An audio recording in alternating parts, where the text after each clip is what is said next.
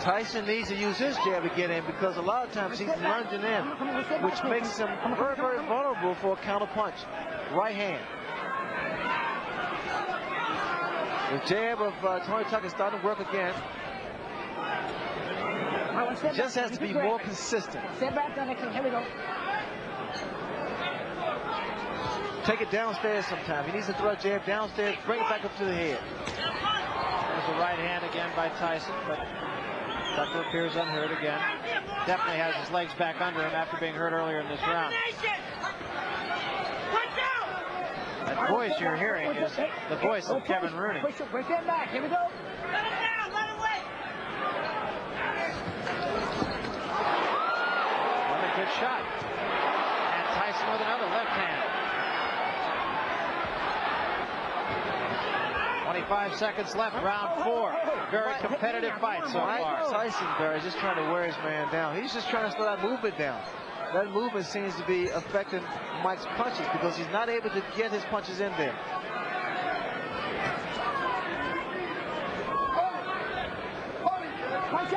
But every time that Tucker stands still, you notice a big left hook lands from Mike Tyson. Tyson has settled down in that round, going for a long fight now. Now he knows he just has to fight him, hit him, and if the knockout comes, it comes. You got a split bucket? Put your head back. Put your head back like that.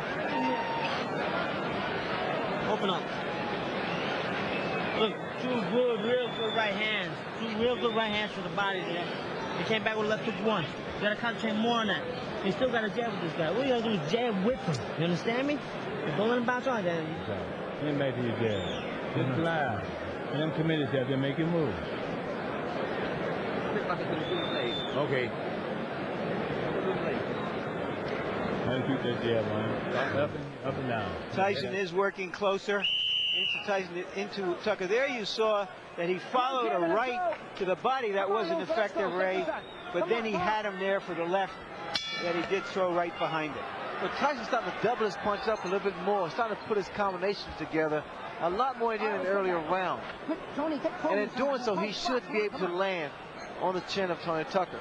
You know, something that could become a factor that you never thought would have is the fact that this, only a day ago, was a 15-round fight, and it has now been made a 12-round fight. And originally, you'd have thought that's sort of like making War and Peace from 1,200 pages to 1,000. Moot point, but it's becoming something that could be a factor. Well, the factor is that Tony Tucker initiated respect. He stood his ground. He rocked Mike Tyson the first round with a beautiful uppercut. So there's mutual respect here. Good hand speed by Tony Tucker. I just don't like when he stands there and exchange punches. Tucker's corner telling him to wait for Tyson to make his move and then do your thing. Tyson got the better of that exchange.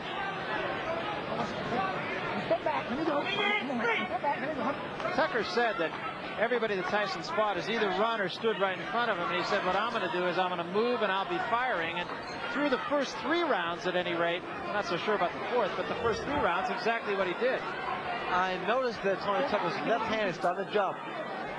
That could be very, very inviting for a counter right hand. A lead-off right.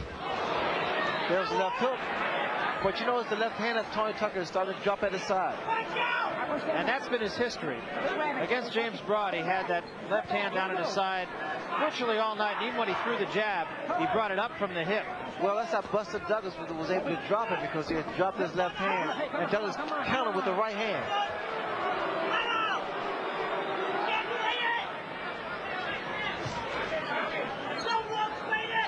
I'm surprised there's not a lot of head movement from Mike Tyson. He's just walking directly in front of Tony Tucker. And that's why Tony's able to get those punches off. He should be giving a little more head movement. Left, right, left, right. Be less of a target.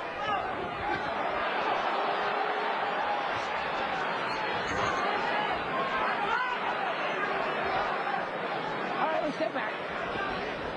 Step back, Mike. Come on, here we go.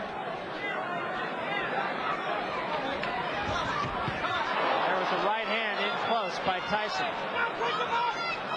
That was a right hand, Barry, but you know the problem that Tyson is making is one punch.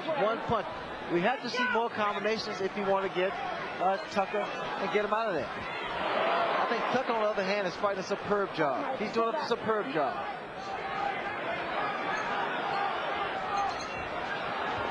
There was a right hand by Tyson. Left missed, right was right there. The cheer you just heard, ladies and gentlemen, is a Las Vegas cheer. The over-under in this fight was the 5th round, which means that if you bet this fight to go past the 5th round and it was an even bet, you have won the bet. You would have heard a cheer either way. Jab, jab, right hand. Jab, right hand to the body, right hand to the head. Spit it out. Take this, sip this. Listen, don't get this. Nah, the guy done slowed down a little bit. I got it. Raise it up for me. The guy done slowed down now. You know what I'm saying? But you can't wait on him. You got to take the knee, take the initiative. When you hit him to the fight, push him off. Don't grab him. Push him off and attack him. You know what I'm saying, baby? He's ready for you now. Take control to the side. Do something different. You're coming straight and you let him run around. He's running around. You gotta change it up just a little bit. You understand? More jabs. More jabs. Bad intentions. Go to point with bad intentions. You get the feeling from Tucker's corner, Ray, that they think this fight is winnable. Did you see that? Time. Now, that was an interesting scenario. Tucker was trying to get his handlers in seconds out of the ring. The bell had rung. They were so excited about the prospect of possibly winning the fight, they forgot to put his mouthpiece in. You can understand now, Ray, why Michael Spinks didn't want to fight Tony Tucker. So I think Tony Tucker has surprised a lot of people. Right hand by Tyson.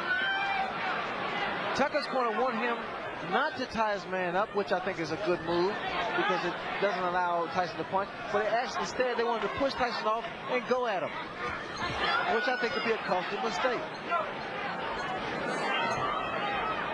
Mike Tyson's perpetual motions always come, so you have to break his rhythm, either with a jab or to tie him up and break that rhythm. I haven't seen anybody be able to push him off. And I think he's probably fought stronger fighters. Well, pushing a man off doesn't necessarily help because you expending energy by pushing a man off. Right hand by Tyson back Tucker up. Oh, one step back, Mike.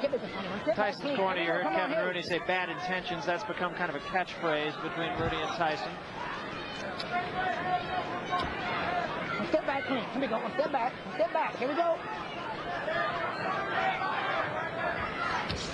Tyson's just walking his man down, trying to catch up with him. The mistake Tyson's making, he's following Tucker around the ring. Got to cut the ring off. In doing so, you either move right or either left, depending on which direction your man is moving. Here, Tucker is moving to his right. And what Mike has to do is move to his left to cut his man off. All right, well, sit back. Come on, sit back. Come on.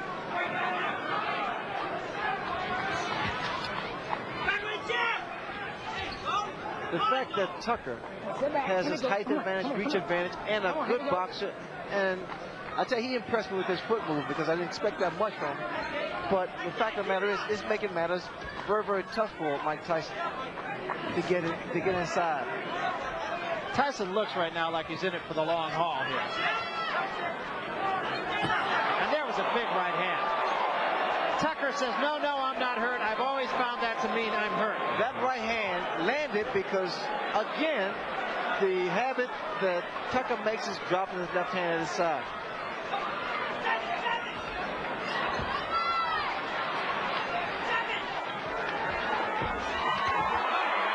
And he took another right hand, got cute, and paid the price.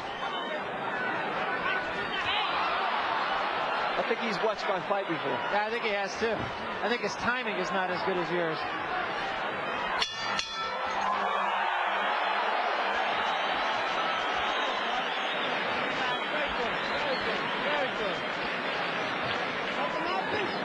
Very good. Wow. Got a little spring in the leg. Got a little bounce into them legs. And using that jab the same way. And that right hand, you see, you hit him with the right hand. You gotta do more of that. He's a difficult guy to fight. He's moving. Whenever you get close, he grabs you. I haven't seen him punch out once yet. Let's take a look at that right hand that Mike Tyson got in. Here you see him use the left hand just as a way to get in and then firing the right behind it. And this is good fighting now that he's settled down. The great fighters don't go out looking for a quick knockout. The great fighters go out and fight. And when the opportunity for the big punch comes in, they take it. Like that. And here's my scorecard so far. I have Tyson coming on in the last 3 rounds because Tucker has not been throwing as many punches as he did earlier. That little bit of insolence he had at the start of the fight to establish himself doesn't seem to be there anymore. He has to go on the attack.